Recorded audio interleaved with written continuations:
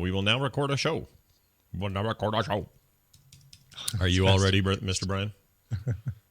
Yes, I am ready. Let's do this thing. All right, let's do it. Chat room's up.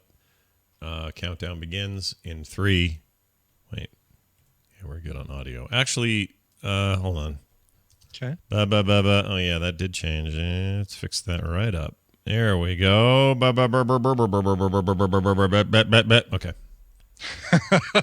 I had a balance issue yesterday, and I think it's resolved itself. It's the noise that the 2 weeks lady made just before her head pop exploded and Schwarzenegger came out. Fake Schwarzenegger?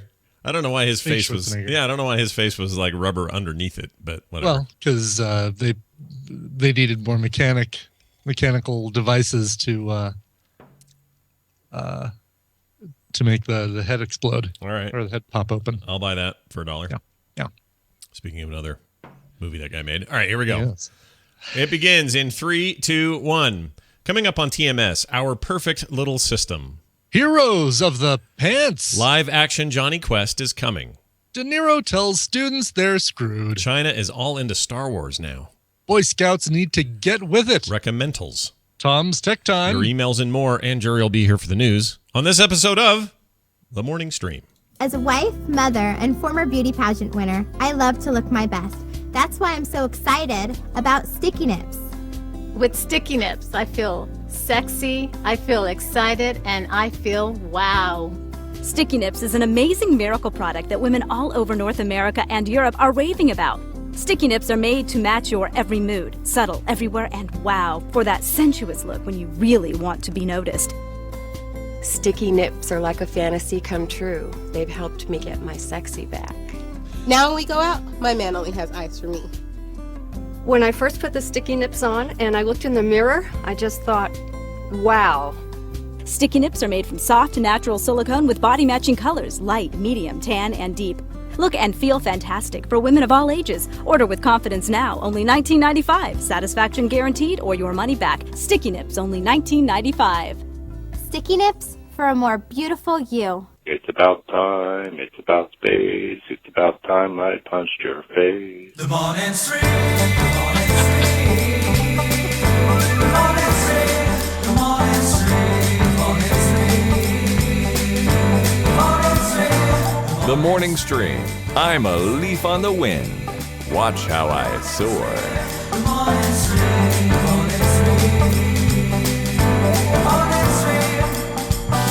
Welcome to the morning stream, everybody. Hello and welcome. TMS for short. It is Wednesday.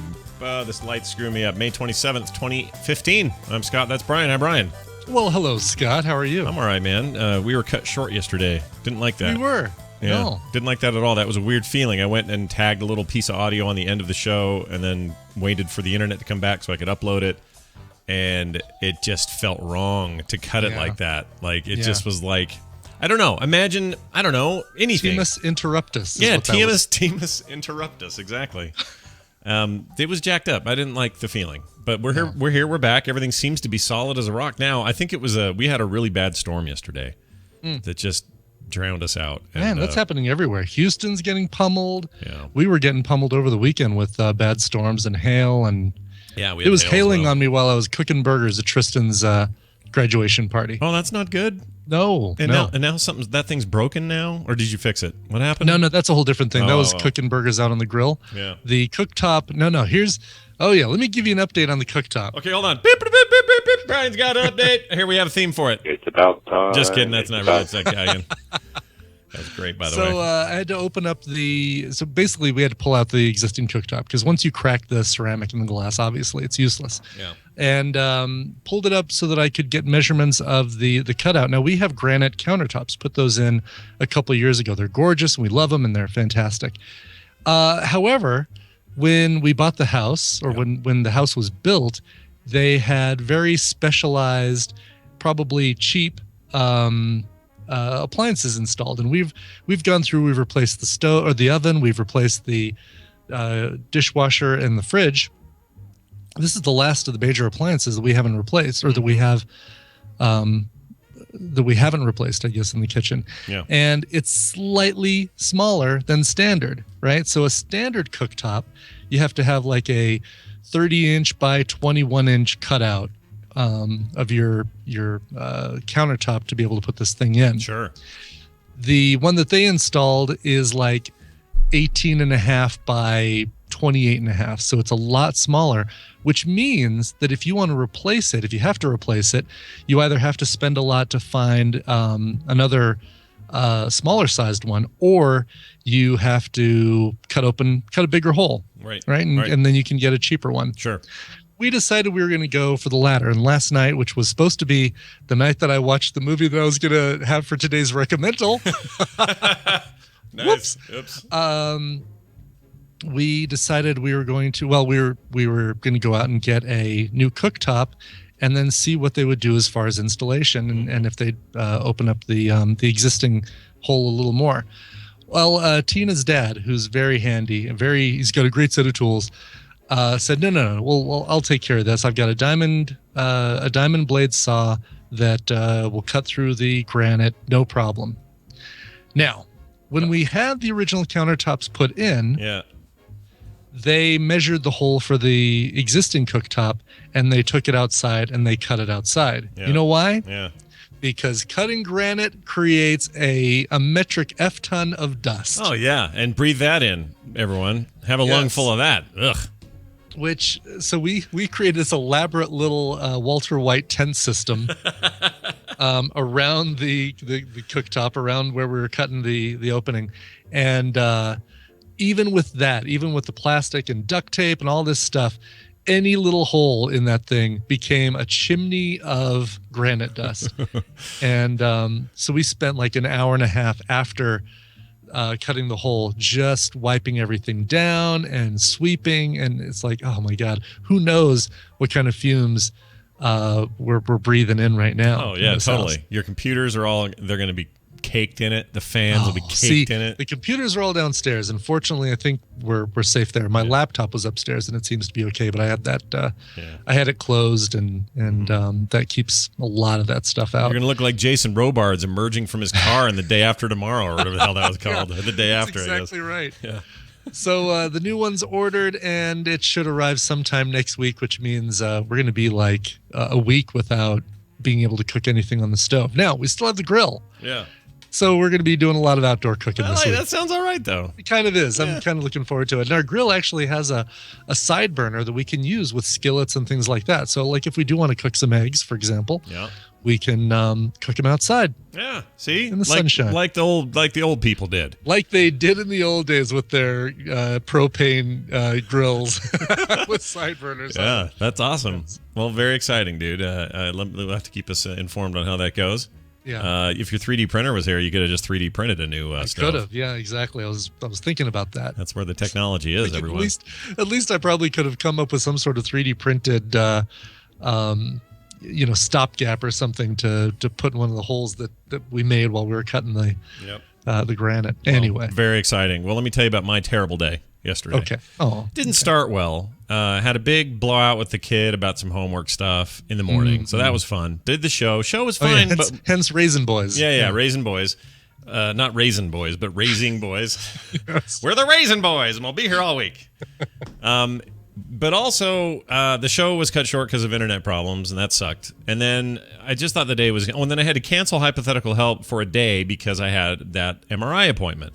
So I thought, well, all right. So I had to wrangle with Terpster, try to get a new time. He's rushing home on a bus or a train from London and blah, blah, blah. We're trying to get all our times worked out. And I couldn't help it because I had this thing scheduled. So I go, all right, now stay with me here on this terrible tale because this is really going to... if this doesn't bug you as much as it bugged me, then I'm doing something wrong in my life. So I go into this hospital at the appropriate designated time, and I say to the nice lady, I'm here.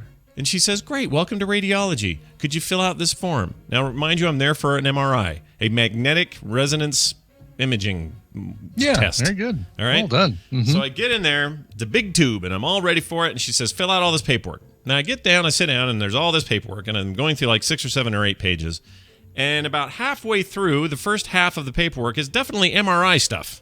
It's definitely like, there's the things you should know. And just by signing this, you know that the radiologist is going to give you an MRI, MRI, all up and down that first half of that set of documents.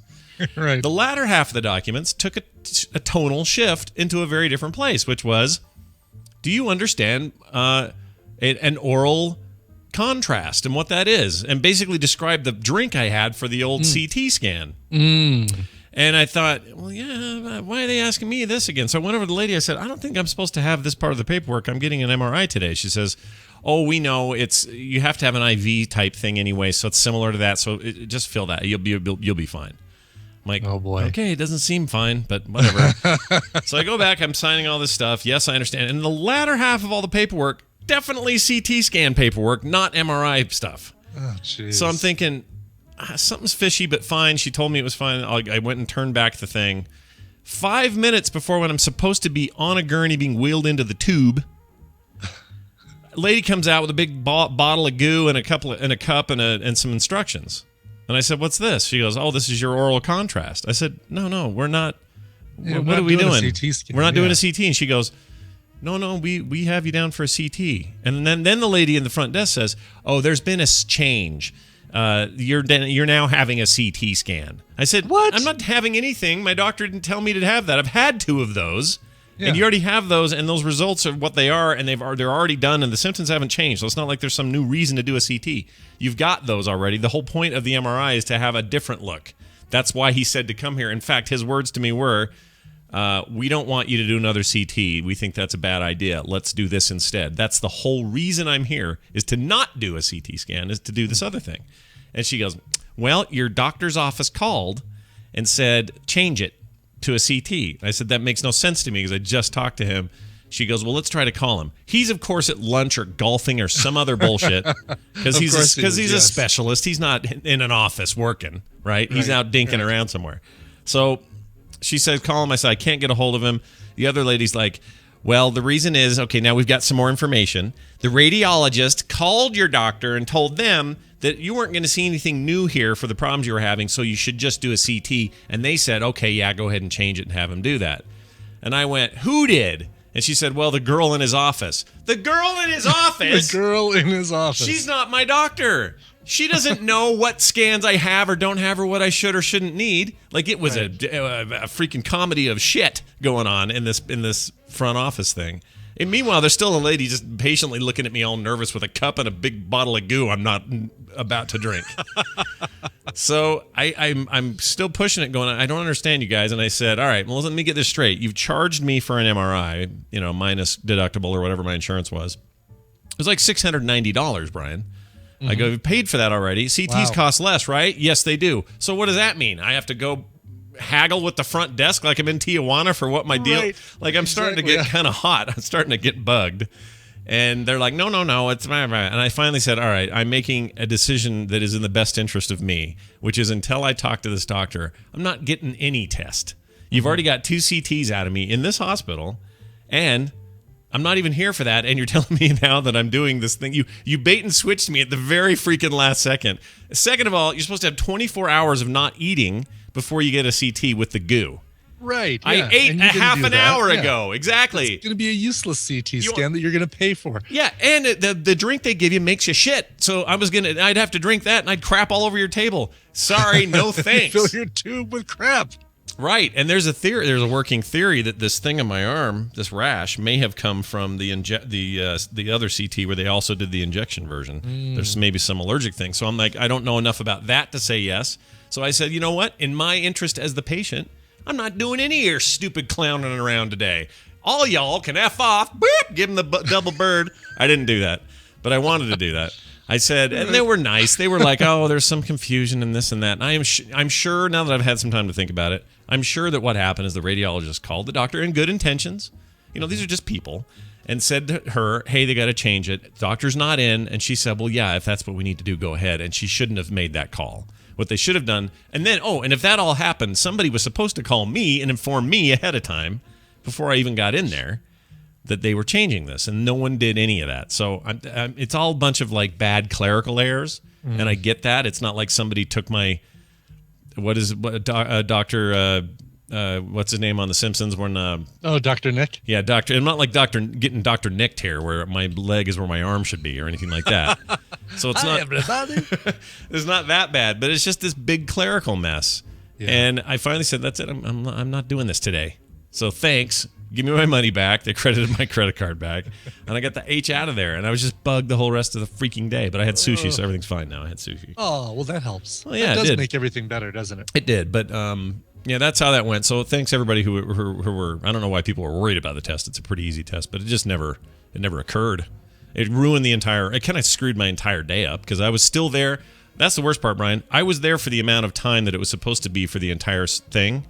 Mm-hmm. I was still there for all of that time. So all of that time's still gone. You know, I had stuff to do, things to get done, but I'm stuck there fighting this weird clerical fight when I could have been working. Look, it made me burp. I'm so mad. You're burping mad. Shouldn't have had that sriracha and Doritos. All right.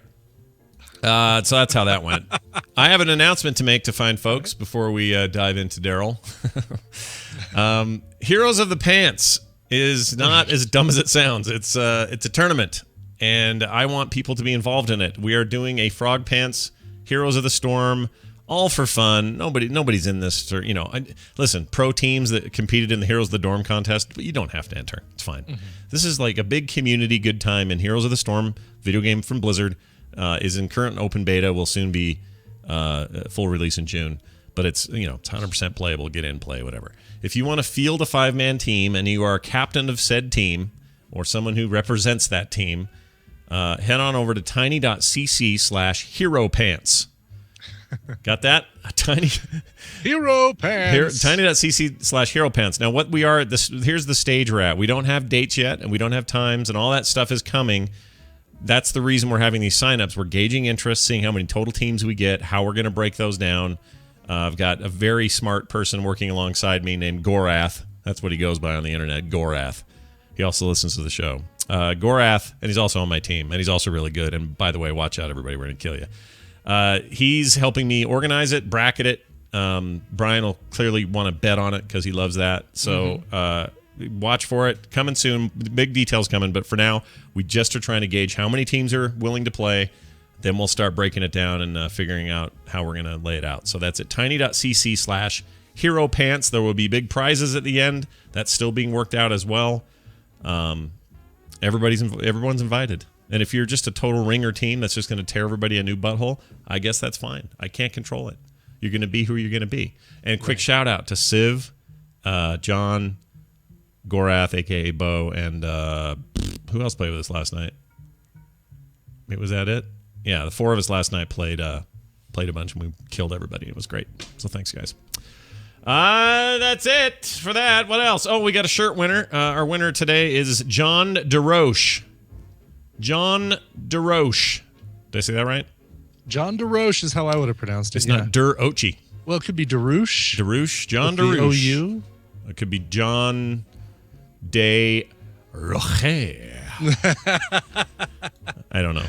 But congratulations. You won a t-shirt. We're giving these away through the end of the month, so you still have some time to tell your friends to sign up for patreon.com/TMS. And if they do, the more people that are added, the more chances you have at winning a random shirt. We've had a bunch of winners up till now. We'd like to have more. So and it goes through I know it's through the end of the month, but basically that puts us to the end of Thursday night, right? Thursday night. Yeah, I think right? June 1st is so tomorrow night. For the weekend? Mm-hmm. Yeah, tomorrow night's our last day. Tomorrow it's Thursday. Oh my God, this week. These Monday, I love 3-day weekends, but boy, they make me useless for the week. They really do. I cannot believe you and I are talking on a Wednesday right now. I know, and I've got the crap. Yeah. Did you do a recommendal? Yeah, I did. I did. You got audio? Yeah, I did. Yeah. I think I can recommend a movie that I know is really good, but I didn't see. Yes. Haven't seen yet. I think you can endure any wrath that Nicole may bring with her. You're fine. Oh yeah. Okay. Nobody can hear us right now. We're just talking to ourselves. No, yeah, that's right. Have a secret meeting. We do. I know Nicole hasn't tuned in yet. Yeah. That part I'm safe with. I'm counting on her being tired and still sick with pregnancy, and she won't hear any of this. All right. Yeah. And watch her totally be listening. That would be funny. All right, let's get to Daryl. And yes, Jury will be with us today. He's going to join us for news. Should be fun having him here for news. We missed him yesterday. Yeah. We always like to have him here. We make a triumphant return today to this, and it starts now.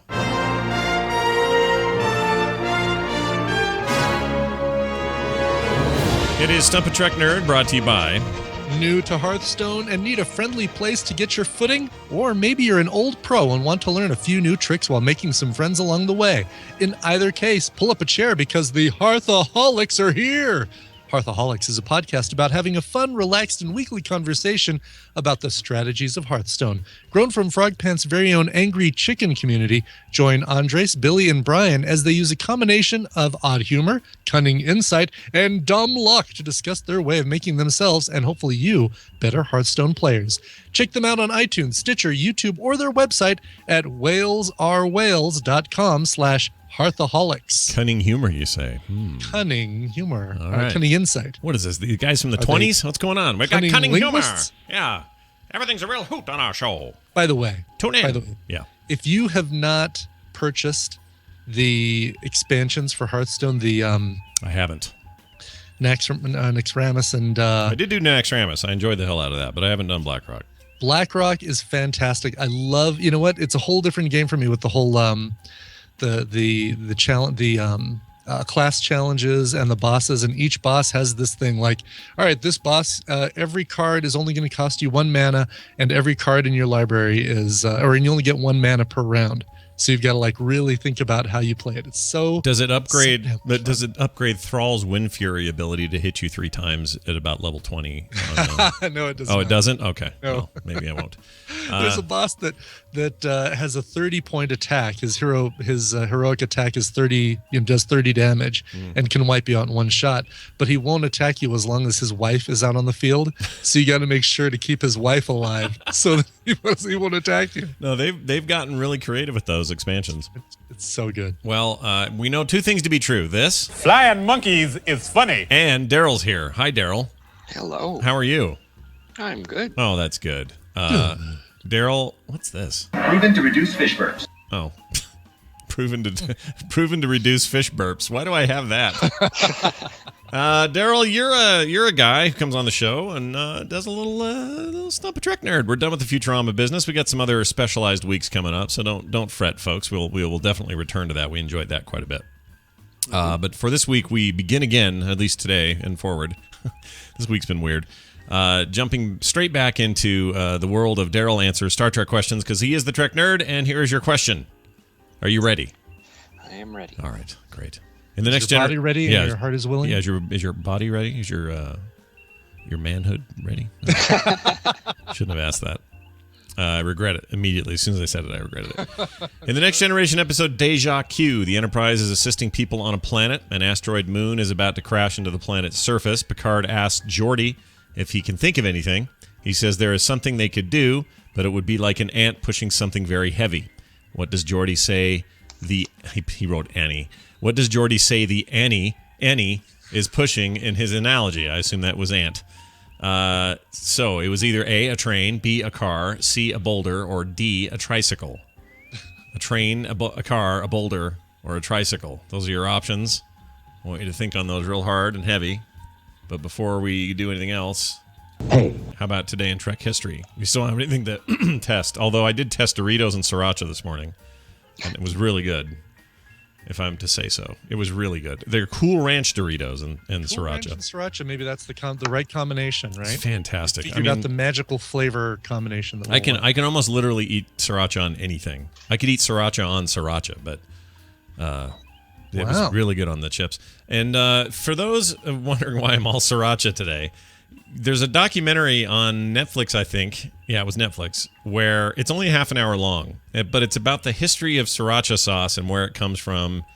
And this little tiny guy from Vietnam who came over here in the 80s on a garbage truck, or boat rather, came over here, and in California is where he founded this thing, and now is like this juggernaut of sales, and they've never had to advertise once. It's a crazy story. It's totally. Well, you remember we talked about it recently on the show here that neighbors around the Sriracha factory are complaining about the spicy smell that's lingering in the air. Very garlicky and makes everyone. It's like living next to a paper plant or something. Except it probably smells good at first, but eventually you're like, dude, if I smell one more garlic thing, I'm going to die. Mm-hmm. So they moved to a new, and this story covers that. They moved to a big new factory away from where they used to be, and they sell something like 90,000 bottles, or they manufacture 90,000 bottles a day and sell that many and can't keep up with demand. It's insane. And they've never advertised a single penny or dime or amount of time in the entire existence of that company. It's crazy. Wow. Anyway, Daryl, it's good to have you. Let's do this. What's going on? Oh, today in Star Trek history. What happened? Yes, on this day in 1987, the first rehearsal day. That's worded weirdly. Okay, I'll start over. Take two. On this day in 1987, this was the first rehearsal day for TNG's Encounter at Farpoint. Oh, 87. That's cool. That's all right. I was in high school. Think of that. Did they? And it went off fine. Everything worked well because obviously the show got made and nobody complained about that dumb thing Q was wearing, and they moved on with 7 seasons. Your hair looks stupid. Put this hat on. Yeah, but now it looks great. Well, good. There's that. Congratulations to all of them. Oh no. Uh-oh. That thing happened again. It happened again. It's the third time in a day. Hold on. Okay, nobody go anywhere. All right. Stay right there. Coming right back. Take two. Gosh dang it. Frickety frack. Oh my gosh. All right, chat, you can still hear me. They can't hear me. Ugh. I have got to figure that out. Sometimes it goes like 3 weeks without it. It's some video driver problem. I just need to call freaking Apple and get it worked out. I don't have time, though. When do I have time to like go in there and do this? The answer is never. I don't have time. For the love of Mike and Pete. All right, here we go. Quick boots. Yes, please. Open everything I had open. Thank you so much.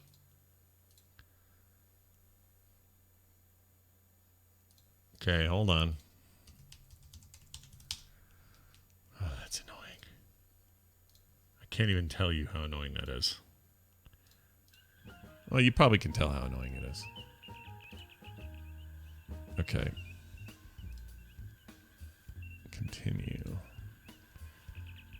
Let me join the call. Can't keep up with demand. It's insane. And they've never advertised a single penny or dime or nobody complained about that dumb thing Q was wearing, and they moved on with 7 seasons. Congratulations. Okay. Let's now call the call. Are you there? Yep. Okay. We're back. Sorry. That was dumb. Yay, we've been sucked back through the hole, back to real space. We've determined that Stump a Trick Nerd, we've never needed a crew of more than 2 people to operate Stump a Trick Nerd. That's true, right? A crew of 2. That's wonderful. Right. Okay, so we're back. Where the hell were we? What were we doing? Oh, back to your question. That's what we were doing. Yeah, we had just finished This Day in Trekstory. Yeah, we did do that. So now let's do this. Was it a train, a car, a boulder, or a tricycle, Daryl? Well, let's see. The whole reason for asking this question is it must not be what is obvious, which would be a boulder. But like then it gets even weirder. Do they have trains, cars, and tricycles in the future? That's a good question, because that's a great question, because any of these except the boulder would be referring to some very historical level relic, right? Yeah. But then again, they spend a lot of time in the holodeck with a lot of old stuff, so maybe it's that's true. Still popular. I don't know. I like your thinking, though. I like it. But one of these does sound more familiar than the rest. An ant pushing a train, well, that's just too crazy, I think. And car, they might have flying cars, so how's an ant going to get up there to push one? Might be easier to push a flying car. If you could get to it. But then what do you push against? Right. And about the big tower of ants. Yeah. That makes sense to me. I want to see that. Yeah. Sure. I'd be all So right. I'm going to say tricycle, You're mostly because it just sounds the most familiar, even though it's kind of the most stupid, too. It's definitely the stupidest sounding. I would agree with you there. Well, let's find out if you're right. Is it that? Congratulations. It's that entirely. You're a winner. He said it'd be the equivalent of that. Let's hear a clip. Mr. LaForge, is there any way that the Enterprise could coax that satellite back where it belongs? We'd need to apply a delta V of about 4 kilometers per second. Even with warp power to the tractor beam, it would mean exceeding the recommended impulse engine output by at least 47%. It would be like an ant pushing a tricycle. A slim chance at best. There it is. Given the choice between slim and none, I'll take slim any day. Make it so. Yeah, make it so. Make it so. Let it be known that Riker prefers his women slim versus none. That's exactly what he meant. Daryl, good job. That was a deft handling of the question, I believe, and a nice return to Star Trek trivia. Daryl's the Trek Nerd on Twitter. Twitter.com. You can go to Twitter and 122 character limit. And Daryl's also the Trek Nerd on Twitter. I already said that. Oh, and the This Week in Trek, thisweekintrek.com, and the Grumpy Cast. And now, play a game with us. Okay. Since it's a short week, I'm dipping into the leftovers. Okay. So I'm reaching back into the fridge of moldy questions. Okay. Is this a Star Trek drug or actual hummingbird? Moldy questions. Honey, I think this question's gone bad. Smell this. Smell it. All right, so actual hummingbird or Star Trek ship class? Drug. Drug. Okay. Well, that's what you say. You say ship class when the authorities are around, but when you're that's right. Yeah, when you're by yourself. I want to buy some ship class. Yeah. Anybody want to get? Yeah, I got some Excelsior in my back pocket. All right, go. What do you got? Berylline.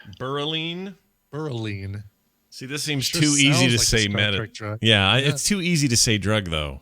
You know what I mean? Like but then maybe it's so obvious. Keep in mind these are leftovers. So if this was one of your options to give us a question, wouldn't you have used it in the week? Like you wouldn't save it for a leftover because it's so damn good. Yeah, I'm being toyed with here.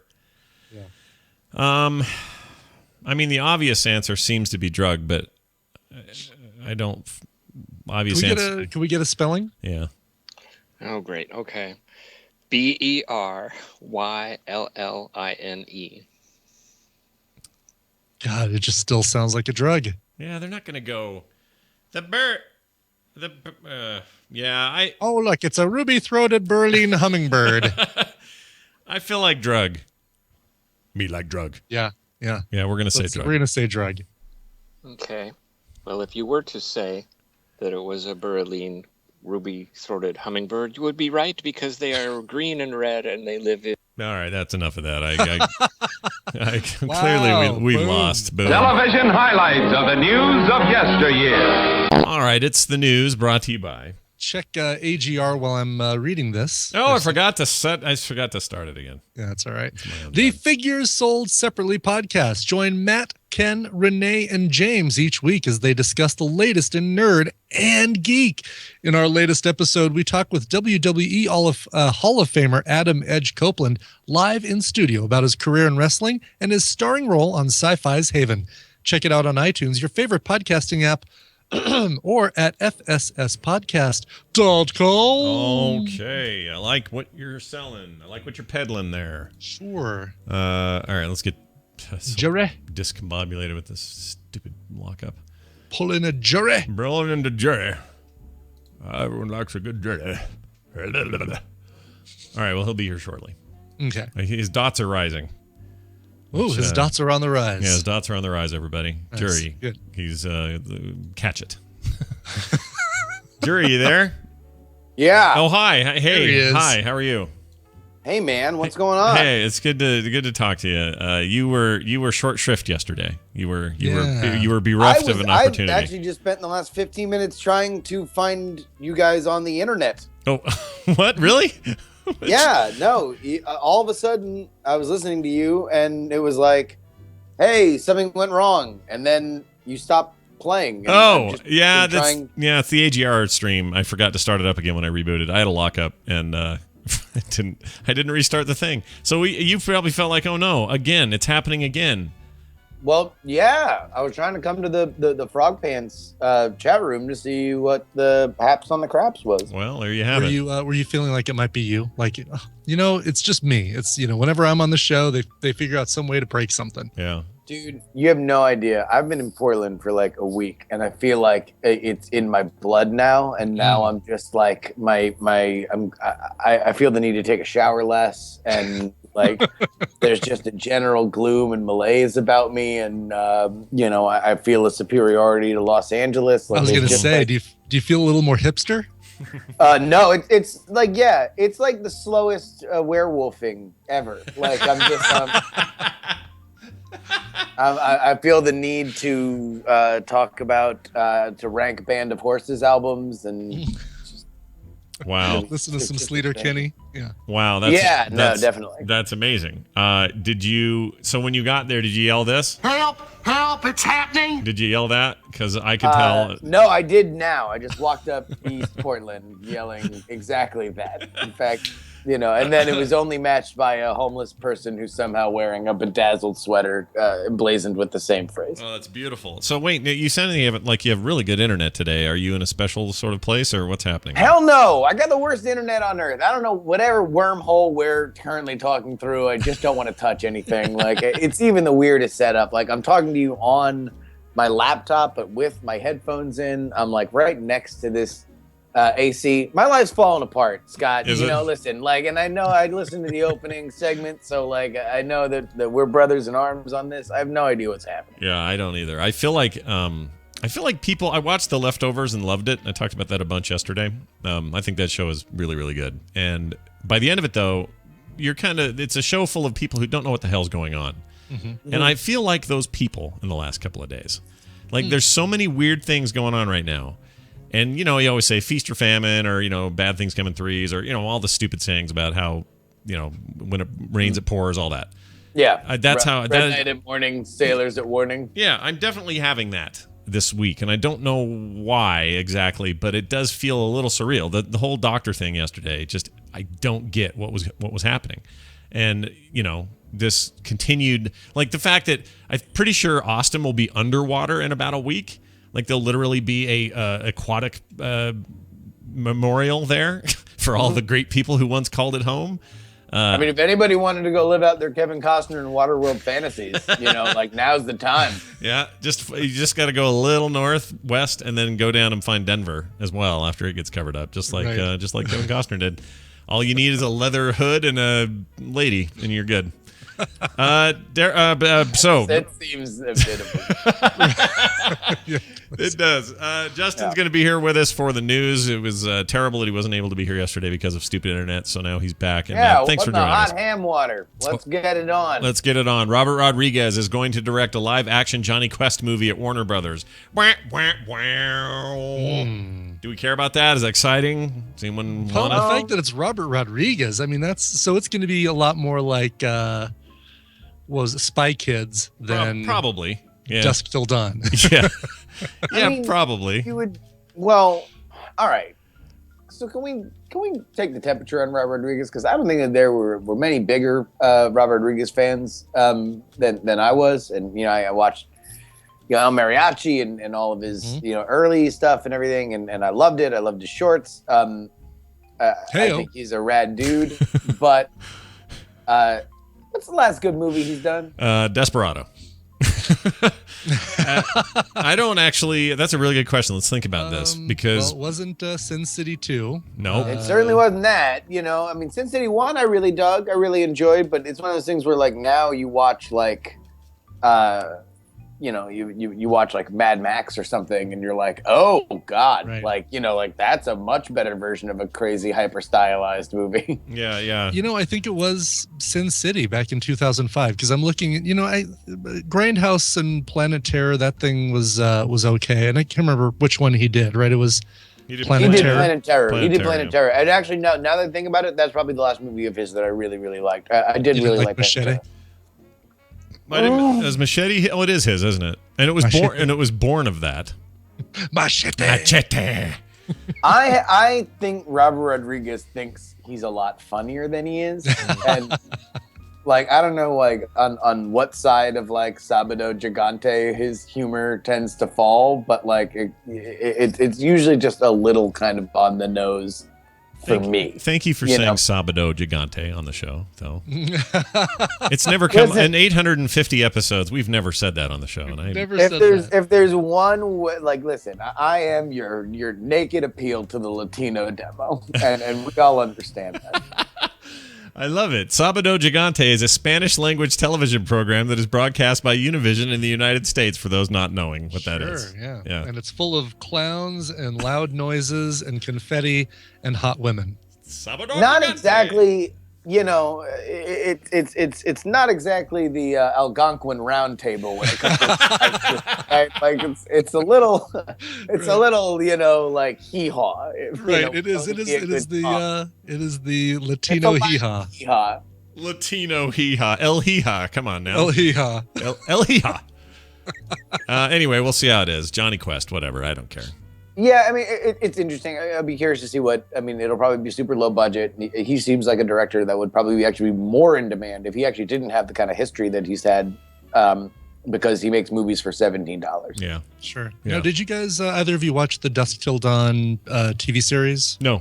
Last year? Any good? I didn't, but then again, I have not seen Dusk Till Dawn is one of my favorite movies of all time, and yet I've yet to see any of the direct-to-video sequels, so I feel like... I haven't seen any either. Let me make my way through The Hangman's Daughter before I get to. I heard that was all right. That wasn't as bad as it should be. That the Western kind of prequel thing. The TV show No, one? no. The movie. No, the movie that's like a sequel movie prequel. Yeah. I heard that was okay. Now the TV show had Jake Busey, sign me up. Terminator Robert Patrick. Yeah. And that 70s show, Wilmer Valderrama on it. Wow, Brian, don't save the best for last. I mean, come on.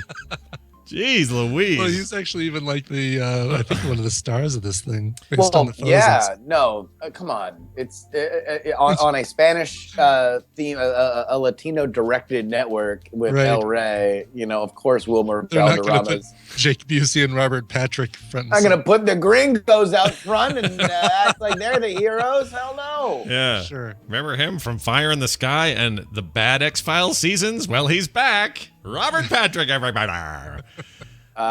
Anyway. Yeah, no, Patrick's good though. No, I like him. I actually quite like him. Have you seen this boy? He's a crusty old dude now that looks great and everything he gets put in. So more Robert Patrick, please, I would say to that. Robert De Niro in the news. He has told NYU grad students, "You're effed," he said. Since we're a morning show, I can't drop the real bomb. This is his graduation commencement speech kind of thing, or it was, in fact, it was a message to the 2015 graduating class of NYU's Tisch School of Arts. We've gone from wear sunscreen to you're effed. Yeah, basically, yeah. He said this, in his exact quote. He said, quote, "You made it, and you're effed."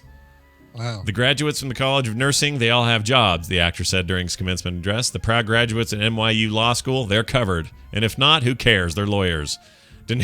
Wow, he's really checking out, man. You're a big De Niro fan. You like I've got nipples. Could you milk me? Do you like the cut of his jib there, Jury?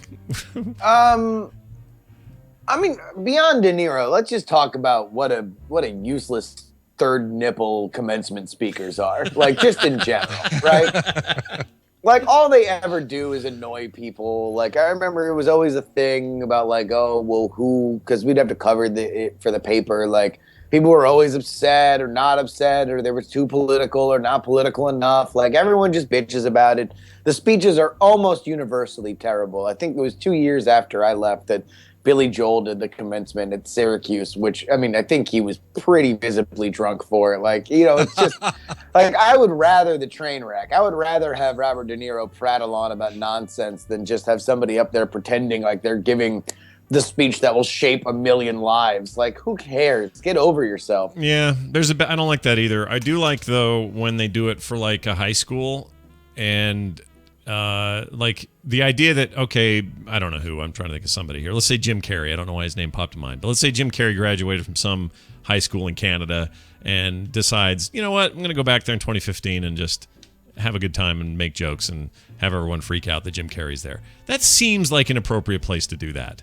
But for whatever reason, to me, the college ones, they seem overly pretentious, kind of useless. And I mean, I think just like anything, keep it short. Come on, man. Like, let's just keep this to a tight 10 minutes. Get up there, if that, like give everybody their money's worth and be done with it. But maybe his is the answer. You get up, tell them they're effed.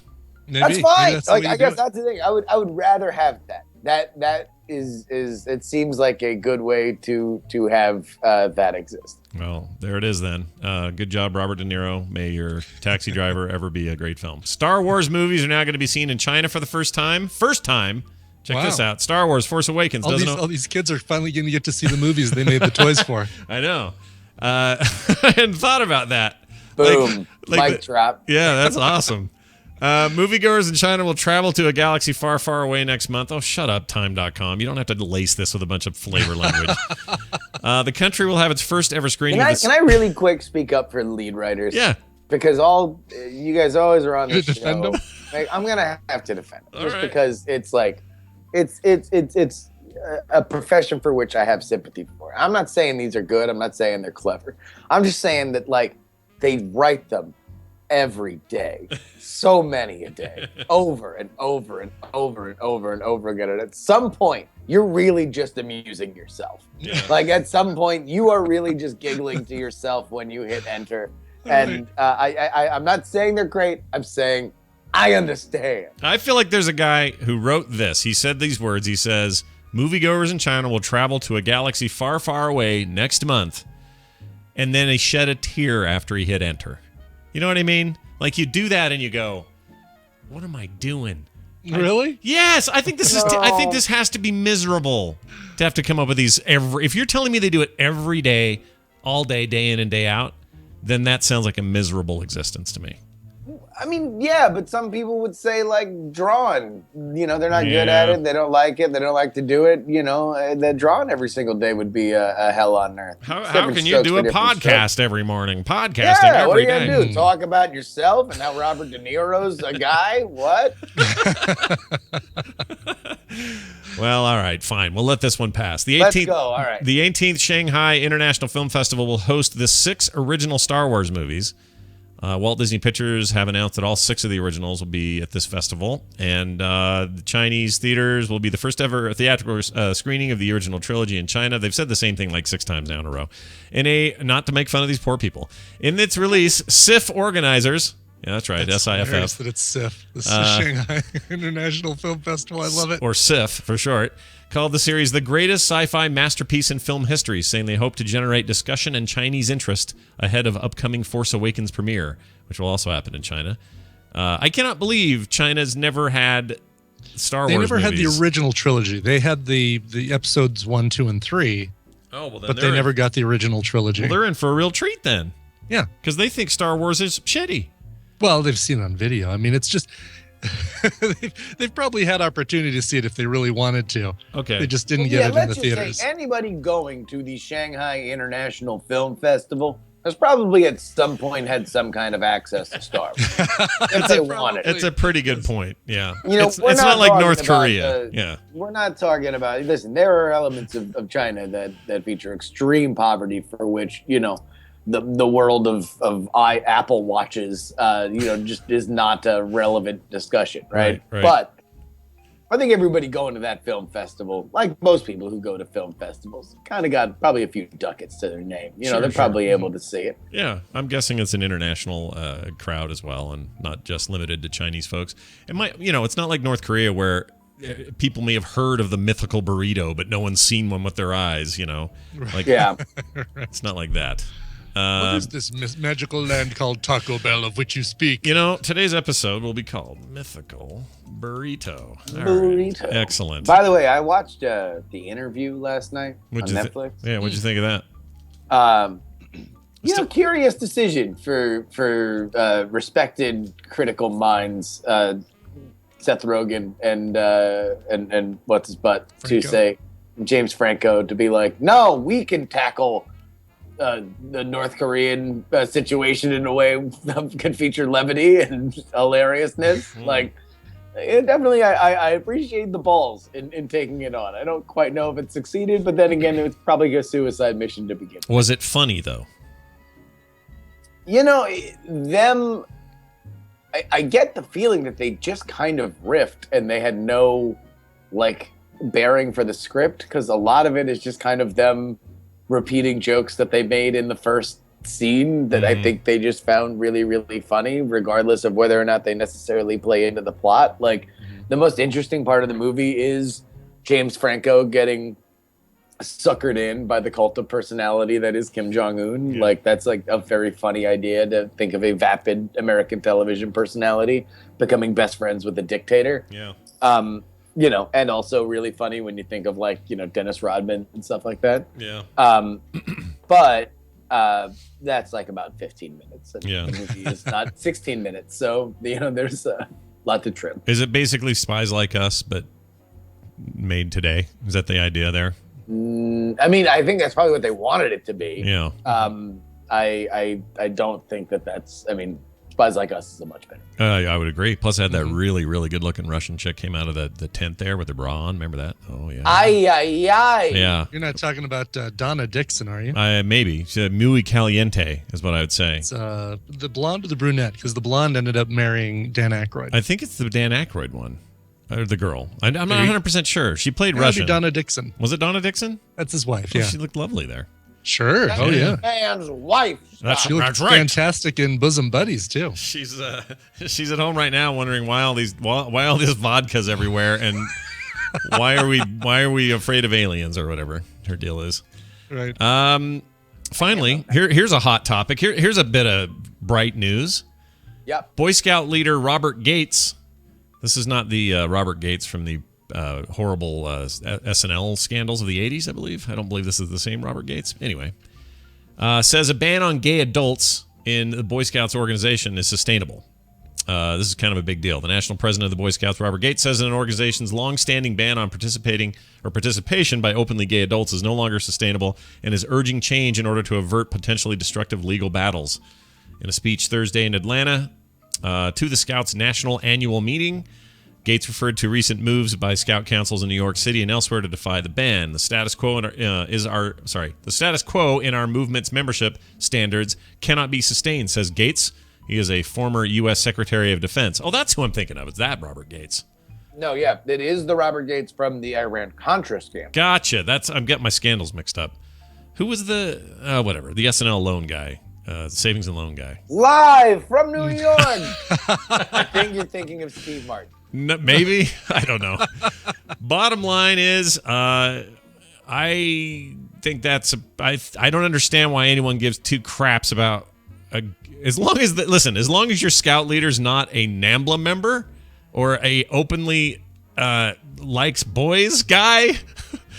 Is that what they call themselves? A pedophile, let's say? As long as that's not the particular preference he adheres to, I don't understand the problem. I've never understood the problem. Well, you've actually kind of hit on it, right? Like that there is a ugly, I think Dan Savage, I once heard it referred to it as the blood libel against gays are that they are pedophiles. About gay men is that they are pedophiles. Right. Specifically. Right. So. Which they are not, and that's the point. But yeah. No, it's disgusting and gross. But like what you see with stuff like this is just kind of the lingering effects. Yeah. Of that, I suppose. The idea that like, oh yeah, well we know that gays aren't pedophiles, but also not around the Boy Scouts. Come on, man. Like, so having been, I was a Scout master for a while. Okay, here locally, Scouts are huge in Utah, and I was one for a small, I don't know what you call it, not a den, but whatever it was, a troop. And it was great. There was camps, there was stuff. It was great. We were setting fire to stuff. It was awesome, right? Foiled dinners full of meat. It was great. Anyway, another one of the scout leaders told me at that time that he thought that the ban was in place because the fear was by the Boy Scouts of America that that gay scout leaders would. I mean, it sounds so dumb now that I say it out loud, but they were going to Then recruit. say it in a British accent. They would recruit the boys. That's not even British. I don't know what that was. I just did. But they would recruit the boys into their homosexual lifestyle. Was the quote? Indoctrinate them. And I looked him in the face. You too can be an American homosexual. Hey there, Johnny. What are you doing? Well, I don't Would you enjoy like all to this. join I the convert gay 5 of you, I get a forces? badge. You get a badge. The gay recruitment Marching badge. around the globe. The sun never sets on the new gay empire. That's right. Forget about the Eagle Scouts. You'll become a Peacock Scout. Let's go. Oh, Jesus. So listen, here's the deal. He told, but I looked into the face of a man who believed it. Like, that's what he truly believed, and I had a very hard time with that. But yeah, this sounds like real change could happen. So that'd be great, because who cares? You know? Well, and all right. But let's be real. Like, this isn't really about the Boy Scouts. This is about, in general, people being uncomfortable about gayness. Like we use the Boy Scouts as flashpoints so we can say, hey, is there progress here? And we jump up and down and say, oh, these guys are bigots. And it's a really wrong-headed, stupid thing.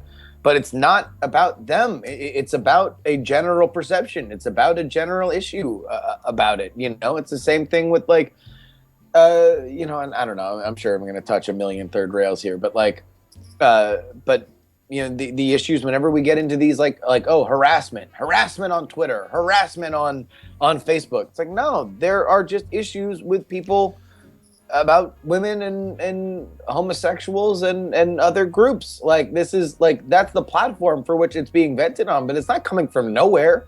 It's not like these platforms invented these problems. These are general societal and cultural issues that we have to work out. And that's not to say that it's easy. It's not to say that it's something that is just going to come naturally. But let's. It always weirds me out whenever we get too invested in the battles and not the wars. Oh, I see what you mean. Yeah. And it's like, all right, so the Boy Scouts, yes or no, whatever they're going to do, that's fine. And is it an indication that the things are moving in the right direction? Sure. But let's not, let's just figure it out, man. Like, if you're uncomfortable with the idea of gays being around children, then that's something that you need to deal with. Like, we need to deal with. We need to have an open conversation about it, because even though it's ugly, I think it's something that needs to be had. And I'm glad that you said that one moment that's kind of stuck in your head, because now in 2015 it sounds ridiculous in a way that it might not have 10 years ago or 5 years ago. Yeah, it's also arguably a sign of progress towards people not being jackasses to each other when stuff like this even comes up. Like the fact that this is even a story in 2015 with the slant of, we got to make changes, versus the slant it may have had in the 40s, which was, that's right, we'll allow no homosexual men in the program. And people went, yay! Right? Because in their Kermit voice, because they were so excited that the Boy Scouts were obviously right in banning anybody who... Well, but also it's like back then, banning homosexuals was like banning Martians. Like, yeah, maybe they existed in storybooks, but they weren't, it wasn't a gigantic thing. Now we live in a world in which we know that, hey, guess what? A lot more people that you might think are gay. Yeah. And they've been gay as hell forever, and they have continued to add to the rich and beautiful tapestry that is the American experiment. Sure. And I salute them. Sure.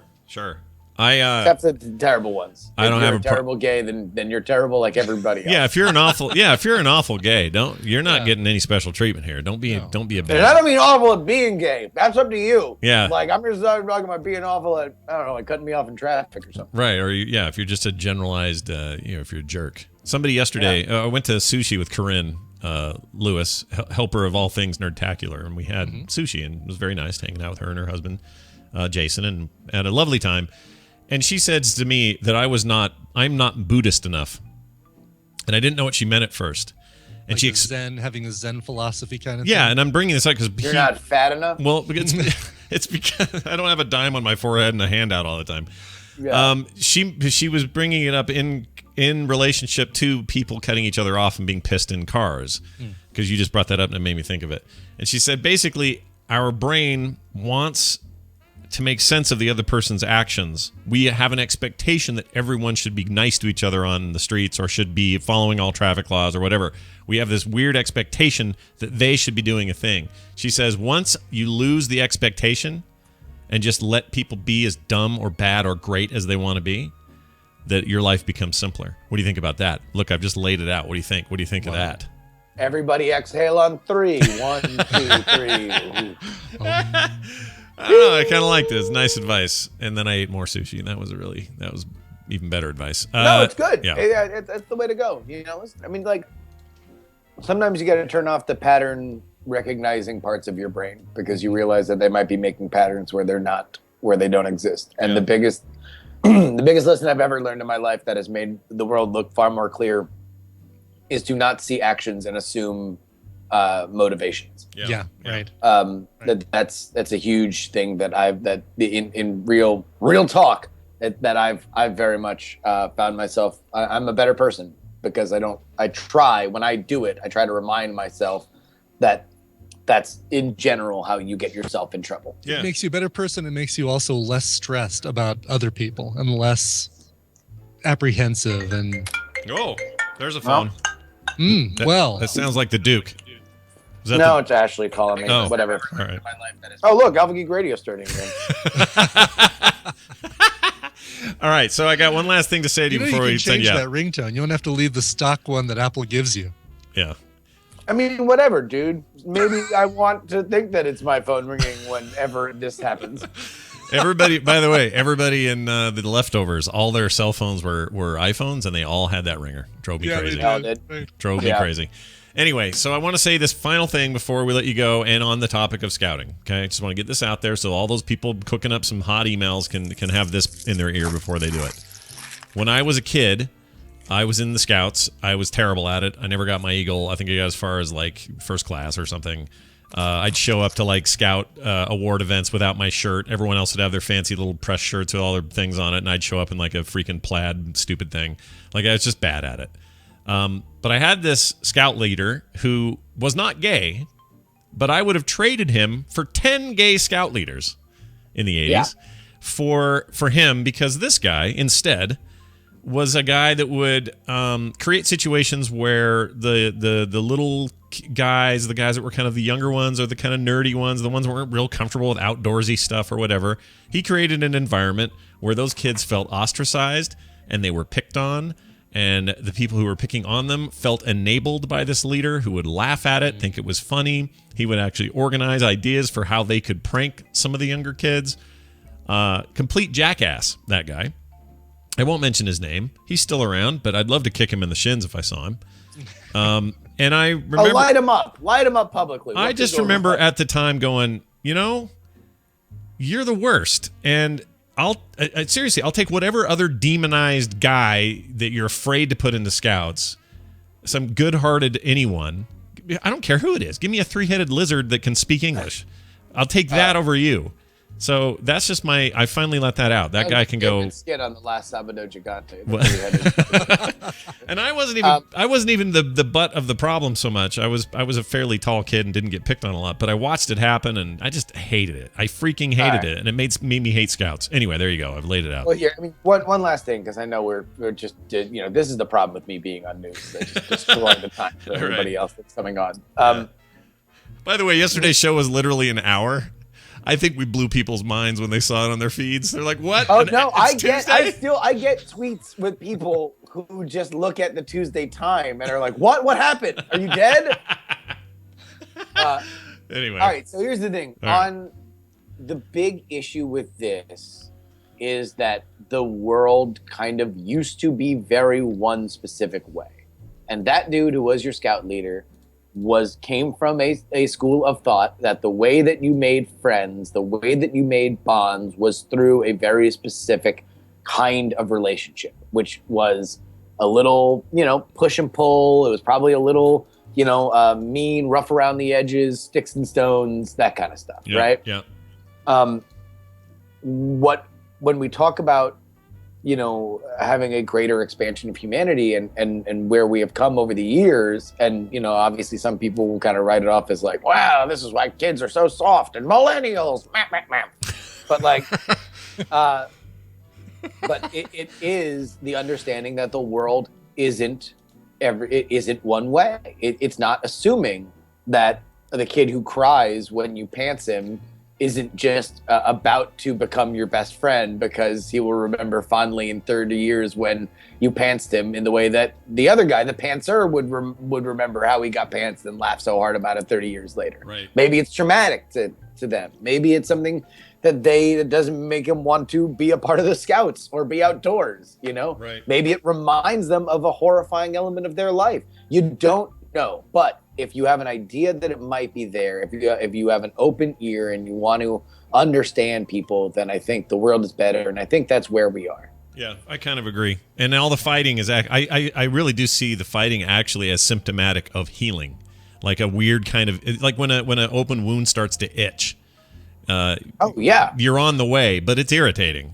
And, I mean, we got to talk about it. Like it doesn't do anybody, you know. There is a protectorate of the entrenched powers and everything that's there before if nobody talks, you know, and I think there's no benefit to that for anybody. Holy shit, we are leaving this so deep today. This is amazing. This is really good. All right, I like the mark we've left. Before we let you go, though, the usual pimpage. What's going on in your world? Hey, you know, we got the jury show. Man, I'm like super pumped about this show at Nertacular that I'm doing. Yeah, the one man jury thing. Yeah. So here's the deal. I want everybody who's listening to this to be down with it. Sorry, go ahead. We're doing this one man show, and it's going to be super fun. But I'm going to need people, and I have ideas that I'm just listen to the next jury show. That's Sundays at 10 o'clock.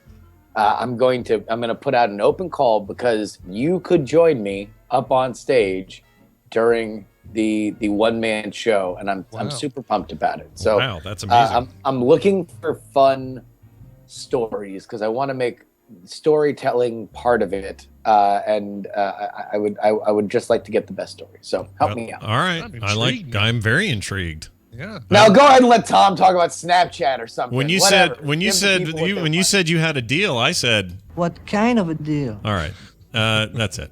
What? Help! It's happening. All right, there goes Jury into the sunlight. Sunlight. He's not in the sunlight. Sunset.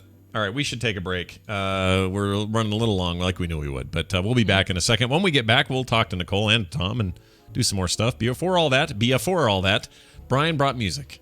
Yes. Well, friend of the show, Abby Wessels, wrote in, said, Dear Sally and Brittany, it's been almost a year since I came out of the closet for the first time as transgender at Nertacular 2014, and in that time, I've had so much happen to me. I've had a 2-year relationship crumble and fall around me as I came to terms with my identity. I've been exiled from my hometown by my parents. I've lost good lifelong friends and had to jump through so many hoops to get where I am today. On the flip side, I've met an amazing group of new friends here at college. I've begun guest lecturing on campus, teaching students about LGBTQ topics. I'm a full-time student while also working full-time and supporting myself as well. I'm writing to celebrate a doctor's appointment that I had on the 20th. After 9 months of jumping through hoops, I walked away from the appointment with prescriptions for my hormone replacements. Throughout this whole process, even going back to 2009, Frog Pants, TMS, and the Tadpole have been a huge support for me. I can't think of a song that accurately describes how I'm feeling right now, but I'm sure Brian has some celebratory, happy, achievement unlocked song that could apply. Also, no Darius Rucker tender twist cricket begging chant for me. If Brian can't find anything, just play Scott Fletcher sing Boobies. Boobies, that sounds good to me. I love this freaking show, though. Breasts for hashtag breasts for NT15, Abby. I love it. The tender crisp bacon cheddar ranch. There you go, Abby. I'm all for breasts for NT15. Me too. All right, so I wanted something that first off, congratulations, Abby, and yeah, we need to play some Heroes of the Storm too. Because she's playing and she's probably horrible at the game like me. So I want to play with people who are at my level. All right, so I wanted some good celebratory song for her that also talked about getting past all these trials and tribulations, all these things these roadblocks and hurdles that people put in her way that she's gotten past. So the one I decided on is a Tom Petty cover from the 2009 album Fame, Fortune, and Fornication. It's Real Big Fish and their cover of I Won't Back Down.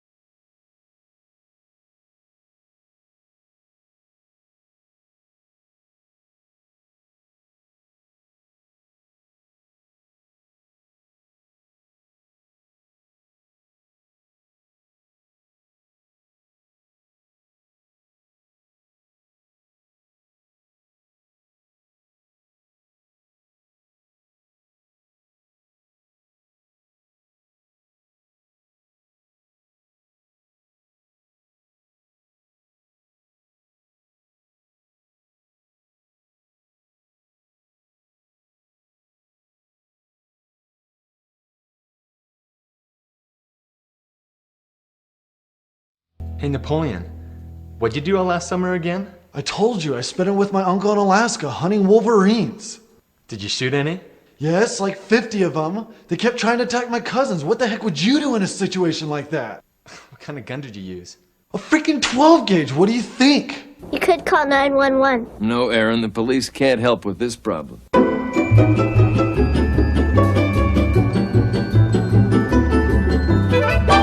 The morning stream, much smoother than Q's crusty space hands. Okay, we're back. We're back. We are back. Back, everybody. Yeah, I like that song. Don't back down, everybody. No, don't back down. Brian, time now for us to call Nicole. We're running tightly late. We're running tightly late. Tight. But she's very patiently waiting, and we'll get her in here. And your thing's going to be what, like a link or something? How are we going to do your... I should send you a link. Yeah, I want to do that. Or just stick it in the notes or something, or whatever. I'll do that. Okay. We'll get her on the line, do our thing, and where's the thing? Here's her music right here, everybody.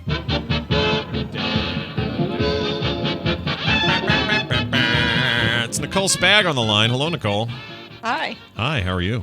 Hey, Jury. I'm on the show too. Not just Tom. Yeah. Jury, geez, that guy. taking up all the space. It's great to have encroaching on Wednesday, man. I'm just sitting here with extreme uterus pain. Uteral. Is it uteral pain? Would you call it that? That's the stupid stretching ligaments. And Yeah. Do you have to? What do they tell you to do for that? You have to do weird stretches and stuff. I don't know. They didn't. It just deal with it. When my uterus hurts, let me tell you what I do. You want to know? I wonder if I'm a woman.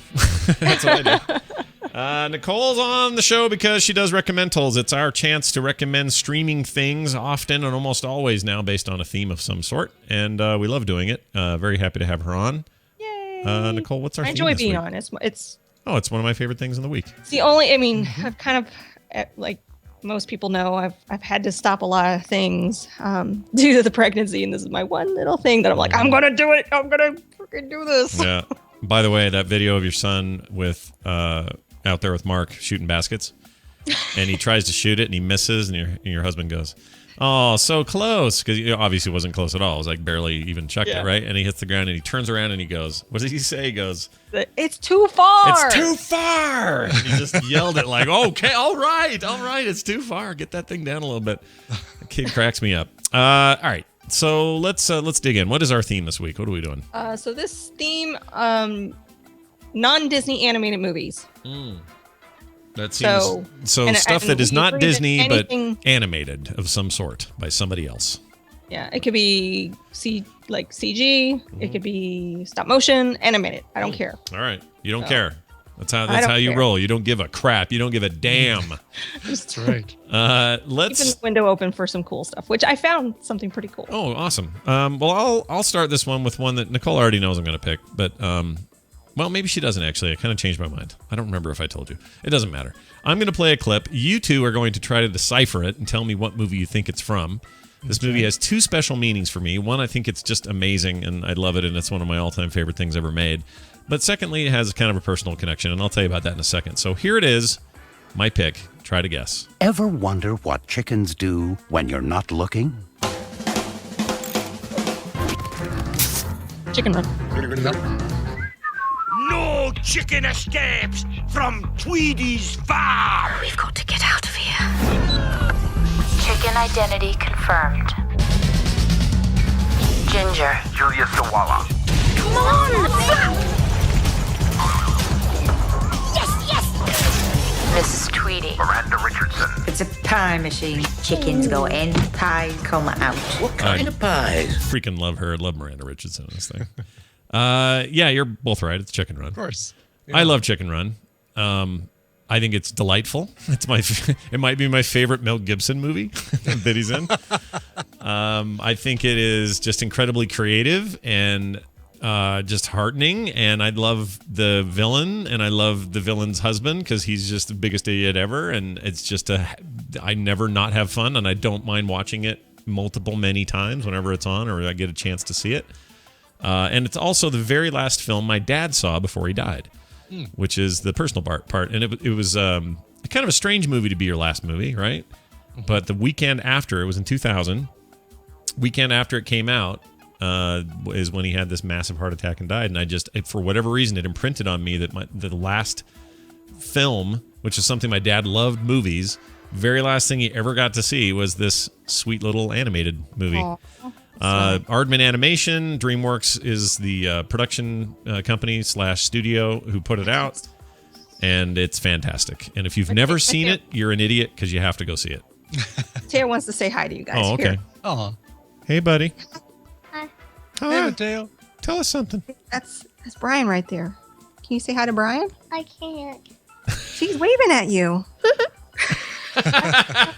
You're done? Okay. That's what I do every time I see Brian is I giggle and wave. Exactly. Buddy, you I don't want to say hi. we can't watch that. Yeah. Do you want me to go put Pee-wee on? No. Oh, okay. No See, more. this is the window that I was talking about that Jury just kind of ate up. Yeah, he ate your window. He ate up Jury, my window up. window eater since 1998. Anyway, that's mine. I love it. You should see it. If you haven't, for real, like you're dumb not to see it. It's so fantastic, and it's one more sad note about it. Most of its props, characters, animation stuff, all the things that were built for that thing were perished in that Aardman studio fire a few years ago. Oh man, really? Whole thing burned down. Yeah, this is it's been a while, like 2010 or 2011, but that was one of the stuff that and all the earliest Wallace and Gromit stuff all just burned up, gone. Oh, that's sad. I know, super sad. Yeah. Anyway, they can rebuild it. They have the technology. Now let's move over to Brian and his movie. Sure. Well, I'm going to recommend a movie that I was hoping to get to watch last night, but because of Granite Chop 2015, I didn't get to watch it. However, I know from several sources this is good, and I will be watching it this week sometime. So I feel confident that I can recommend it. Kind of breaking the rules, I know, for something I've seen, but yeah. This is a movie that is largely music with very little dialogue.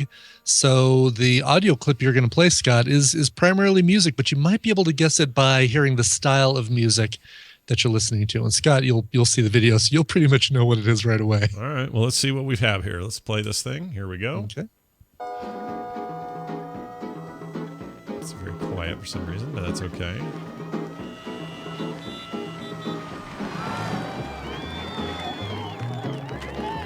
I've never seen this.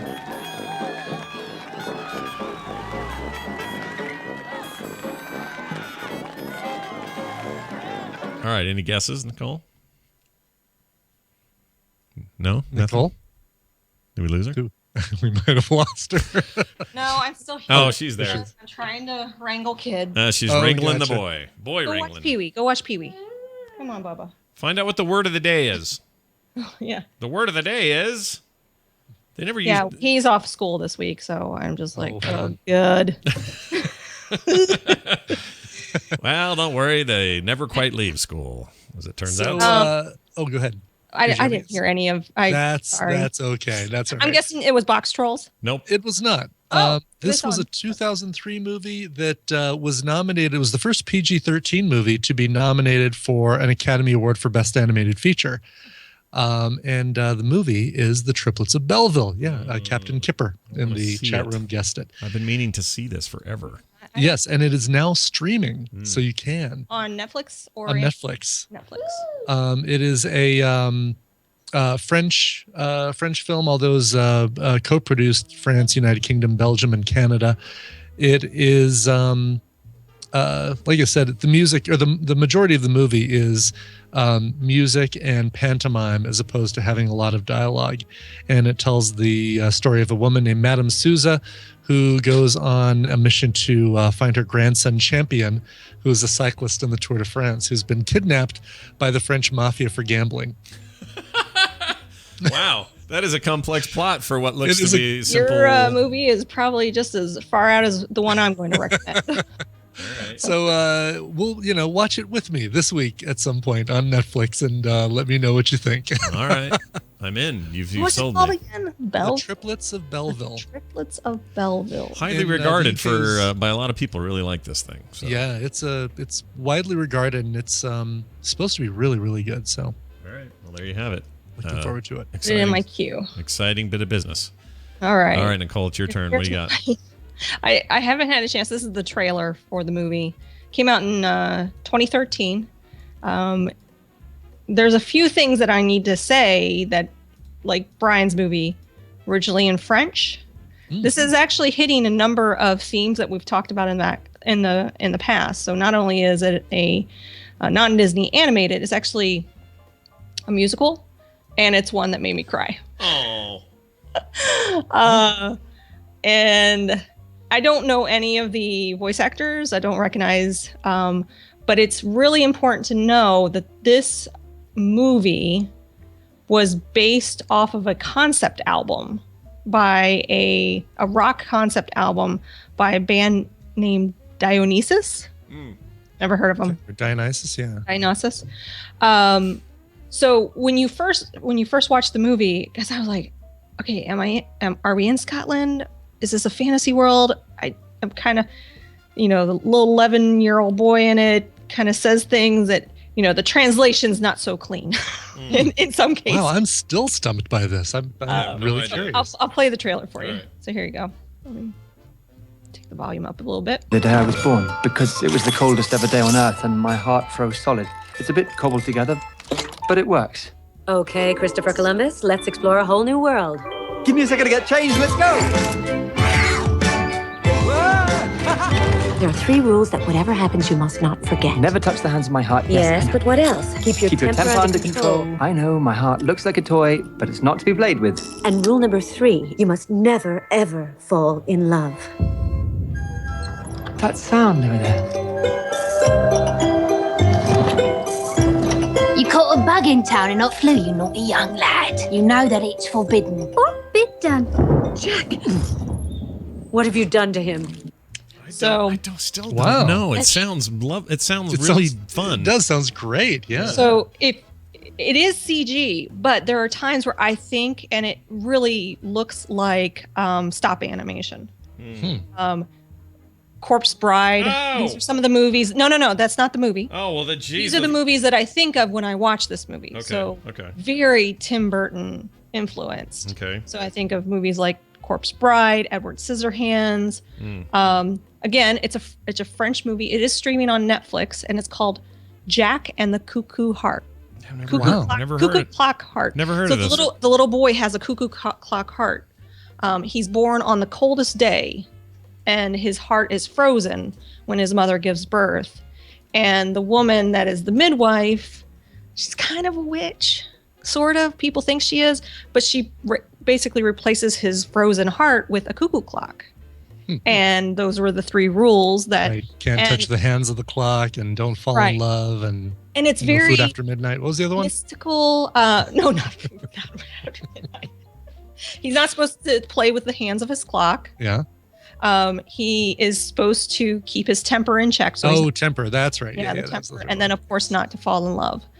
And so when he's 11, he finally goes into town and he meets a young girl who, when she gets scared, she produces thorns. And so there's like weird mystical things. It's like sometimes you're in the real world, sometimes you're not. There's a lot of fantasy to it. So it's a little off. Very steampunk. Very French too. The French like this kind of business. Yeah. And again, because this is based off of, it was written, there was a book written, and then of course the rock album was written. This was done after all this. So the songs are translated into English. Sometimes they don't make a lot of sense, right? So like you got an 11-year-old boy saying to an 11-year-old girl that he wants to rip her clothes off with his teeth. Oh, wow. That's something. So it's kind of like, I can't understand why there's anything wrong with that. Yeah. He said, I'm just kind of not sure. But I stuck with the movie. I fascinated by the animations. Beautiful movie. It's very weird. The characters you meet, the way they do, they go from Scotland to Spain on this train that's like an accordion, and that whole magical scene. It's a beautiful movie. And by the end of it, I was just in tears. Oh, so, all right. Yeah. Is it dubbed over for English, or is it? It's okay. It's translated. So if you watch it on Netflix, it's in English. And they had English actors, and the voice acting is really, really done well. So I was really surprised by it, and kind of taken by it. At first, I was kind of like, but I've been thinking about it ever since I watched it. So, weird. All right, I love it. I love something weird that we hadn't have thought of that and isn't all mainstream. And I know you like Corpse Bride and all those, so I really think you will probably enjoy this one because it's just a little off. So in Corpse Bride, one of the things interesting about Corpse Bride is that it's meant to look like the Henry Selick style animation of Nightmare Before Christmas or freaking James and the Giant Peach or any of those that he worked on. Except Corpse Bride is simulated to look like stop motion. It's really 3D. Yeah, it's really computer generated. Yeah, it's really CGI, which is strange and interesting, and also very effective. It looks just like what you expect it to look like, but it's not done by hand.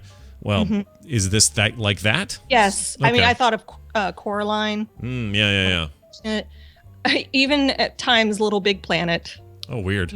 Yeah, just that kind of animation. I love that Not kind of through stuff. the whole thing, but again, there were certain scenes that they really kind of captured this whimsical storytelling with the animation itself. Some of the coolest, weirdest stuff I've ever seen in animation comes somewhere out of Europe.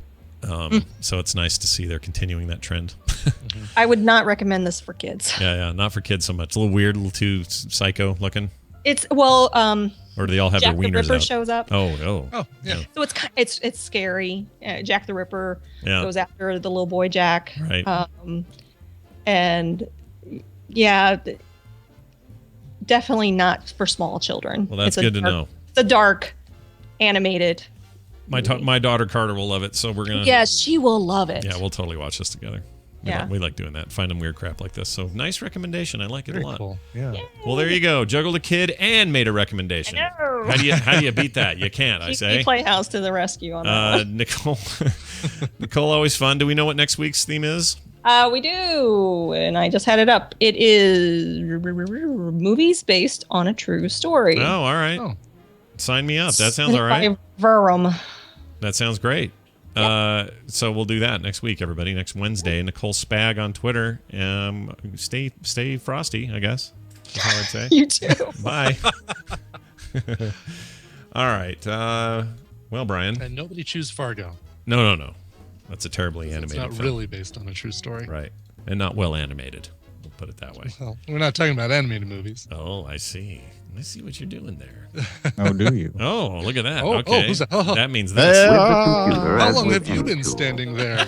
The whole time. He never left. I heard everything. He's been here since last Wednesday. Ladies and gentlemen, joining us now on the program, Mr. Tom Merritt. Hello, Tom.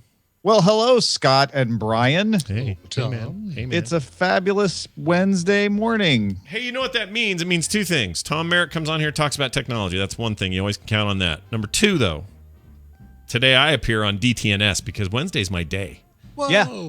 Yeah. It's Scott Day. Yeah, it is Scott It's not Day. Wednesday anymore. And I have the added advantage, I think, over all of your other contributors. Yeah. Of hearing a way better preview in the morning of what might be coming up later today than any of them get to do. It's kind of a cheat. It is a right. bit of a cheat. Yeah. So I'm happy to take the cheat and be the cheater that I am openly. That makes me think of Strong Bad and Homestar Runner. Exactly. The I'm the cheat. Anyway, let's talk Much about better tech. looking. What is happening in the world of technology today? Well, everyone in the technology journalism world is going crazy over the fact that Vox Media, who runs The Verge, bought Recode. But I don't know that anyone else cares outside of the technology journalism world. Yeah. It is interesting. On a side note, this isn't the main thing I wanted to talk about on TMS, but it is interesting that we're seeing more consolidation in those independent tech journalism blogs. For instance, GigaOM shutting down and a bunch of those people getting hired by Fortune. And now apparently someone has bought GigaOM's intellectual property and they're going to try to restart GigaOM. Recode now being owned by Vox, and Vox and Recode both have money from Comcast. So there's speculation out there that maybe Comcast will end up buying Vox. Who knows? Wow. So it's interesting in that the entire tech journalism world does seem to be in a weird place right now. And I include in that like video games journalism and other kinds of quote unquote blogs and news services that we've been Let's relying not get on. political, Scott. Well, you said the words video game journalism. Oops. But in a very real way, this topic is actually about video games journalism in that it's not the current models seem less and less sustainable. That being standard sort of ad-based revenue on these sites. And so we've seen, I mean, this year's been really weird. We've seen all these sites either get chucked or folded or moved to somewhere else or purchased by somebody else. And this whole AOL thing, which started as, we're shutting down a few of our key blogs, now seems it was much more of a, we need to tidy this thing up so that it's sellable to who bought them? I forgot now. Who bought AOL or who's buying AOL? Verizon. So who knows what all that's about? But my point is that it does feel like we're at a bit of a crossroads, and it's no longer. It's weird because it used to be the magazines that suffered in this way because the internet came along and those blogs just murdered magazines. And if we're talking video games, it's a good example because it was like, all your coverage is going to be in EGM or Game Pro or one of these magazines you get every month. Now the blogs just destroy them, and now they're getting all the ad revenue. And now we're to a place where if somebody wants to know about a game, more often than not, your average 14-year-old kid's going to go to Twitch or he's going to go to YouTube or something else, and he's going to watch a very different kind of game coverage which is usually, you well, know. GameSpot's still going strong. Kotaku is still going. Is it right? Yeah. Well, GameSpot owned by the CBS, right? Yes. I think so, CBSI. It's part of the CNET networks that CBS bought. Sure. And I think they seem to be doing fine. I don't know that will always be the case. And actually, for a while, wasn't the case until they got bought. So Let me do the annoying thing that I always do and give you the historical analog. I like it. Which is think back to 2000. All right. Oh, the heady days of 2000. Let's go back in time. 15 years. So you had CNET, you had ZDNet, you had Red Herring, Fast Company, Salon, Wired were around too. And when you look at that landscape and think about it, the IDG publications were around. We had a ton of consolidation happen around that time. For instance, CNET bought ZDNet. And you saw Fast Company and Red Herring essentially go under. Fast Company has been relaunched, and Red Herring sort of been relaunched in a way as well. But because those brands were so valuable, they've stuck around in one way or another. But so has InfoSeek, and so has Lycos, and I think you can even find Excite.com out there, but they're not very prevalent. So I think it's a natural process where a new medium comes along, a bunch of new operators start up, and then eventually they figure out, okay, well, we can't handle all of these. We didn't need all of these. Here are the ones who are doing it best, and they'll sort of consolidate and eat up the other ones and figure out what they're best at and what they aren't. And I think that's what we're seeing with blogs. Blogging was brand new as far as a professional journalism thing in that post-2000 world. 2003, 2004 is when you started to see the Engadgets and the Gizmodos of the world take off. And we're finding now which ones can actually survive, which ones can make it, and which ones need to be consolidated. Yeah, you're right. And this is the pattern. And it's a pattern. I was listening to some radio thing. I think it was Planet Money from NPR. And they were talking about, they did a whole series of 4 or 5 episodes on machines taking the place of humans in the workplace, and how the actual economics of that work, and how they compare the fear of it to the reality of it, and look at patterns and all of that. That was pretty fascinating, but to me it seems just like the same pattern. You get to a point where it's like, all right, the invention of spreadsheets quite literally destroyed a ton of jobs that were held by people who were the experts in ledgers and all that sort of stuff, and it just killed them. And everybody said, oh no, doom and gloom to the accounting business, the accounting industry. But what ended up happening is it ended up inventing a ton of new jobs that came out of that totally expanded the industry and made it much bigger. And this is how these things typically go.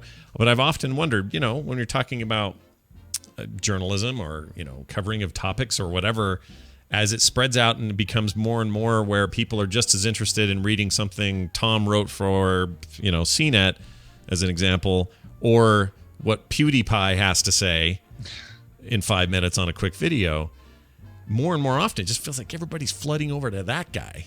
Even though you may not be getting the in-depth analysis, like all of these things are very different, and old people freak out about that, but it seems like just the same pattern, and it all susses itself out. So, as usual, you're the voice of reason and all of that. But I don't know. Do you agree, though, that we are in a kind of a weird, not transitional place, but it's in a weird place with the current crop of what we consider to be like the last decade of important names in online journalism. There's a weird shift and consolidation happening. Yeah, I would. That last part that you said is absolutely what's going on. Yeah, there's a shift and consolidation going on, and I think about it like this: if everybody can start a blog, right, you're going to get 1 million blogs. And at the start, there's going to be a bunch of Jason Calcanuses out there who have a lot of money, who are like, we could make some money doing this. Let's start a blog. Let's run with it. And then they're going to all come out of the gate even. And we as consumers are like, look at this amazing wealth of blogs. Not all of them are great, but there's so many good ones. But you can't sustain that. You can't keep all of them going in the race. And eventually a few pull ahead. Some of them run out of gas. Some of them donate their parts to other cars. The metaphor starts to get strained. But you see where I'm going, which is eventually you realize, okay, here are the 4 or 5 that are doing it best. And the rest are going to fall away. Oh, there's always room for more people to start more blogs because it's so easy to start it. But catching up with those leaders is now going to be harder than it was at the beginning when everybody was starting on an even playing field. Yeah, that's true. It's like doing I hate to use this comparison because it sounds like I'm self-promoting, but I'm not. But when I started the Instance 10 years ago almost, there was like 4 podcasts dedicated to WoW. And we were at this very specific advantage of timing that I didn't even realize at the time that made it a big deal. And now that's a huge crowded space. Very hard to get a new show noticed in that niche. Yeah. As a result. And I feel incredibly lucky to have been there then to make that happen. So it's no different than that. The podcasting has the same problem. Everyone has this problem, AKA, it's not really a problem. They just have this is the way the business works. So welcome to it, everyone. Yeah. Bienvenidos. Later today, we'll discuss all sorts of technologically relevant topics on the Daily Tech News Show with Tom Merritt. I have a text message I need to send you real quick. Right. Don't worry, it's in Arabic. Okay. Partly. Let's take a look here. That's actually what I was intending to talk about. This ended up being a really good conversation, though. But be careful what your friends send you. If you haven't heard, there's a bug out there that has been discovered by a user on Reddit, where if you send a certain amount of text, some of it using Arabic letters, it fools or floods, I guess maybe a better way, the way that iOS handles Unicode and crashes iMessage. And if your phone is locked, the notification that shows up to try to show you the message causes your phone to crash. Whoa! How come it's not? And I mean, this is a minor bug. Basically, the fix is to send yourself another message, or you can use share sheets, or send a photo to yourself and then it unlocks it. Yeah. Or if the person who originally did it to you, and if you're one of those people doing this, stop. But if you do it to somebody, you can send them a second message, and that'll make it. It's just such ripe material, though, for conspiracies. Because it's Arabic, and there's certain people are going to go, see, there's a conspiracy. They're shutting down iMessage. Like, you could totally go south on this real quick if you wanted to. I guess, yeah. It's really just it's just a string of code that crashes iMessage, and Apple's aware of it. They've told some Apple reps have told people that senior engineers are working on it, so hopefully they pass it. Top men, you're telling me, top men. Yeah, our top people are working on it, Scott. Design by chief. That, I mean Johnny Ive. Yeah, design chief who's been let out of his giant white windowless room finally and gotten a new title. So good luck to him. Chief Design Officer. Yeah, that's pretty sweet. What if CDO. somebody sends you a drawing of a Zune? Will that brick your iPhone? Well, if it's the brown I'm Zune, checking to see if it's going to hurt my watch. Yeah. If it's a brown Zune, it makes you have to poop. So good luck. It won't open. Why won't it open? Oh. Sent you a sketch. Okay, now I'm going to view it. Hey, at least my watch knows when I stand up now after the latest patch. That's amazing. There's Is that a patch? Zune? No, that's an iPod. I can't remember what a Zune is. It could be a Zune.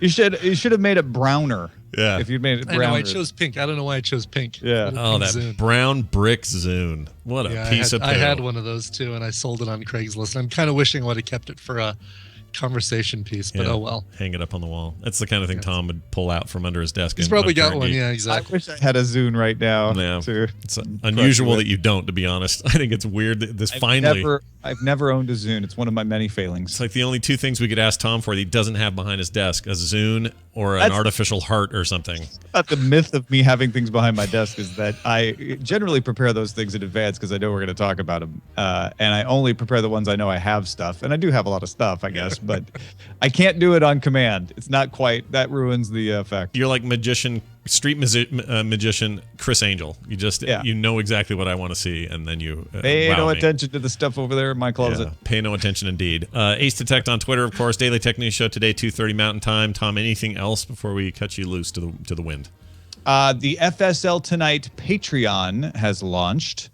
If you are a fan of FSL Tonight and you wish to help the season move forward, go to patreon.com/FSL Tonight. Oh, very nice. And the season starts June. I think the preview episode will go up June 6th. The season starts June 13th. And the All-Star Game, of course, happening at Nerdtacular. Ooh. Hey, that's exciting. I like that. Cool. Well, be there or be square, Watch everybody. It live. Very exciting indeed. It's Tom Merritt. Tom, take it easy. We'll talk to you later. Thanks, y'all. Bye now. Bye now. Speaking of Patreon, if you support ours, you can possibly get some shirts. So please do that. Patreon.com/. Yes. We're going to skip emails and calls. Save those for tomorrow. Okay. Since we're running out of time. I got a Terpster thing. Because we don't care what you have to say, people, until tomorrow. We actually have some great ones, but I'll save them. Actually, yeah, these do look good. Today, new Hypothetical Help will be recording in the next 15 minutes. So that'll be good. You guys can get that today if you're interested in that. Patreon.com/hypohelp as well. Frogpants.com/TMS. The morning stream at gmail.com. We're at 801-471-0462 for your voicemails, and on Twitter at morning stream, at Scott Johnson, at Coverville. Quick note that if you want to participate in the Frog Pants official Heroes of the Storm tournament, you can enter your team by going to tiny.cc/heropants. Hero Pants. They called me that in high school. Ah. Brian, let's leave with music because that's how we do. Sure. Well, Shane wrote in, said, Dear evil stepsister Scott and fairy godmother Brian, I'd like to request a rock Disney cover for my daughter Sheena's 9th birthday. Jonathan Young does great covers, and Sheena specifically likes Mulan, so I'll Make a Man Out of You would be perfect, but I submit to your judgment, Brian. The cover has what I hope you agree is the correct amount of screaming, which I know you can only take so much of.